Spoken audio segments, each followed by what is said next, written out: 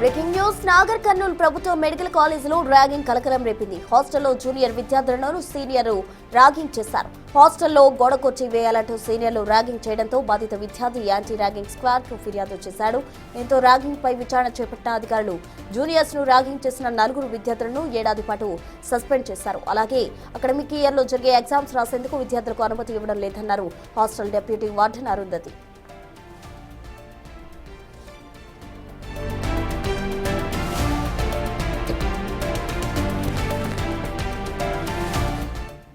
Kurnool assistant professor community medicine department, దాంతో పాటు నేను డెప్యూటీ వార్డెన్ కూడా హాస్టల్కి.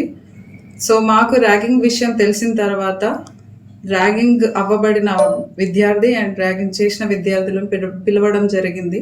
సో వాళ్ళతో పాటు సీనియర్స్ని పిలిపించి సో జరిగిన సిచ్యువేషన్ అంతా తెలుసుకొని ర్యాగింగ్ జరిగిందని కన్ఫర్మ్ అయిపోయిన తర్వాత మేము ఏ విద్యార్థులైతే ర్యాగింగ్కి పాల్పడ్డారో వాళ్ళని కాలేజ్ నుంచి సస్పెండ్ చేయడం జరిగింది. సంవత్సరం వరకు వాళ్ళ అకాడమిక్స్ 6 months అండ్ వాళ్ళకి 3rd సెమ్లో వాళ్ళు రాసే ఎగ్జామ్స్ కూడా మేము వాళ్ళకి పర్మిషన్ ఇవ్వడం లేదు. సో ఇది as per NMC anti ragging act ప్రకారంగా. దాంతోపాటు ఆ 2024 బ్యాచ్ మొత్తాన్ని 15 రోజుల వరకు అన్ని క్లినికల్ పోస్టింగ్స్ ప్లస్ థియరీ క్లాసెస్లు అన్నీ సస్పెండ్ చేయడం జరిగింది.